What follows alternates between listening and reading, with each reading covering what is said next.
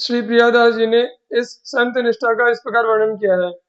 जोग निर्बास सो गोपाल भक्त इष्ट ताको, तियो निर्वाह बात मोको लागी प्यारी है। भयो हो विरक्त को कुल में प्रसंग सुन्यो, आयो यो परीक्षा लैन द्वार पे विचारिये। आए पर्यो पाए पाए धारो निज मंदिर में, सुंदरी न देखो मुख पन कैसे टारिये। चलो जिन टारो तिया रहेगी किनारो, करी चले सब छिपी नेकु देखी याके मारिये।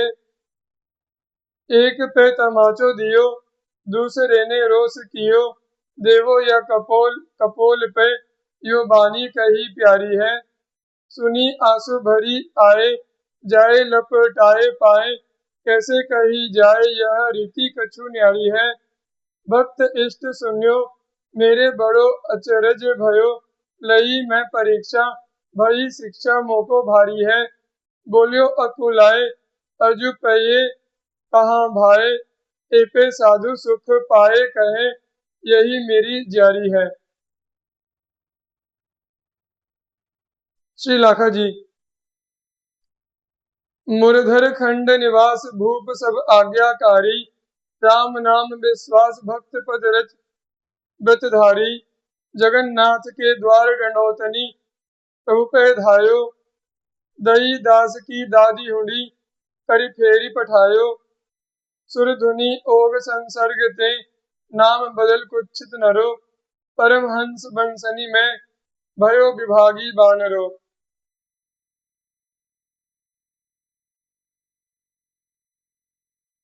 भक्तवर श्री लाखा जी मारवाड़ के अंतर्गत मधुर मुरधर खंड के निवासी थे। भजन का ऐसा प्रभाव था कि बड़े बड़े राजा महाराजा आपके आज्ञाकारी थे। आपका श्री राम नाम में अविचल विश्वास था तथा भगवत भक्तों की श्री चरण रज को सिर पर धारण करने का दृढ़ नियम था। श्री जगन्नाथ जी का दर्शन करने घर से दंडवत यात्रा करते हुए आप उनके द्वार पर पहुंचे। भगवान ने अपने दास की सहायता की तथा इनकी इस भक्ति की प्रशंसा की और कन्या के विवाह के लिए हुंडी कराकर भेजा। जैसे गंगा नाला श्री गंगा जी की धारा में मिलकर गंगा रूप हो जाता है, उसका नाम बदल जाता है, उसी प्रकार वानर वंश राज दरबार में नाच गाकर आजीविका चलाने वाली एक जाति में उत्पन्न होकर भी श्री लाखा जी परमहंसों के वंश की कमनीय कीर्ति पावन पुण्य ज्ञान साधन भजन एवं भक्ति भाव में हिस्सेदार हुए। भक्त श्रेष्ठ श्री लाखा जी का संक्षिप्त परिचय इस प्रकार है। श्री लाखा जी मारवाड़ के वानर वंशी थे। इनकी जाति के लोग राज दरबार में नृत्य गान कर आजीविका चलाते थे। ये नित्य साधुओं की सेवा करते थे। जब संत सेवा ये कर रहे थे उसी समय बड़ा भारी अकाल पड़ा, लोग भूखों मरने लगे।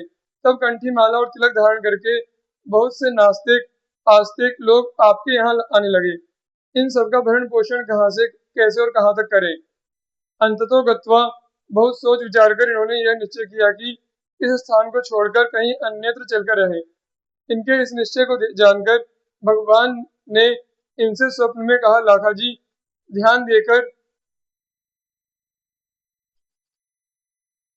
सुनो, अन्यत्र जाने का विचार न करो।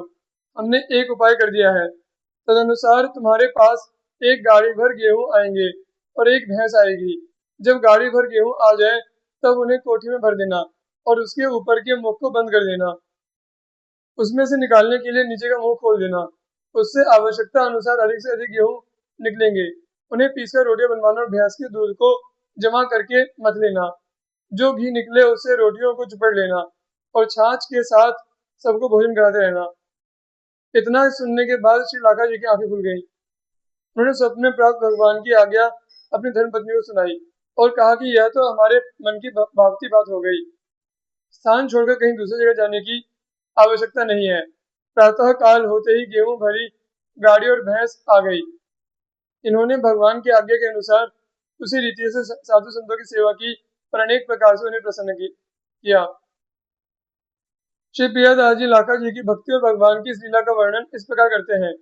लाखा नाम भक्त वाको बानरो बखान कियो, कहे जग डोम जासो मेरो सिर मोर है।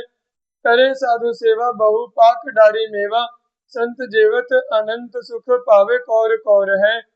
ऐसे में अकाल पर्यो आवे धरी माल जाल, कैसे प्रतिपाल करे ताकि और ठौर है। प्रभु जू स्वप्न दियो कियो में जतन, एक गाड़ी भरी गेहूं भैंसी आवे करो गौर है। गेहूं कोठी डारी मुंह मुंदी नीचे देवो खोली, निक से अतोल पीस रोटी ले बनाइए। दूध जितो होए सो जमाए के बिलोए लीजे, दीजे यो चुपरी संग छाछ दे जिमाइए। खुली गई आंखें भाखे तिया सोजू आज्ञा दई, भई मन भाई अजु हरि गुण गाइए। भोर भये गाड़ी भैंसी आई, वही रीति करी साधु सेवा नाना भांति न रिझाइए। गेहूं भरी गाड़ी और भैंस श्री लाखा जी के घर कैसे आई, उसका वर्णन इस प्रकार है। श्री लाखा जी के निवास स्थान से कुछ दूर पर एक गांव में सभा हुई और उसमें यह निश्चय हुआ कि अपने परिवार का अपना जो एक भाई धनीन हो गया है उसके लिए चंदा किया जाए और धन का संग्रह करके उसकी सहायता की जाए। इस प्रस्ताव के पास हो जाने के बाद एक सज्जन व्यक्ति ने उठकर सभा में कहा कि हम लोगों ने स्वार्थ के भार को तो चुका दिया, परंतु इससे पारलौकिक लाभ संभव नहीं है। परमार्थ के लिए संत सेवी श्री लाखा जी की कुछ सेवा सहायता कीजिए, जिससे हम लोग भवसागर को पार कर सके। यह सुनकर सब ला संकोच से दब गए और उन्होंने उगाही करके 50 मन गेहूं एकत्र किए।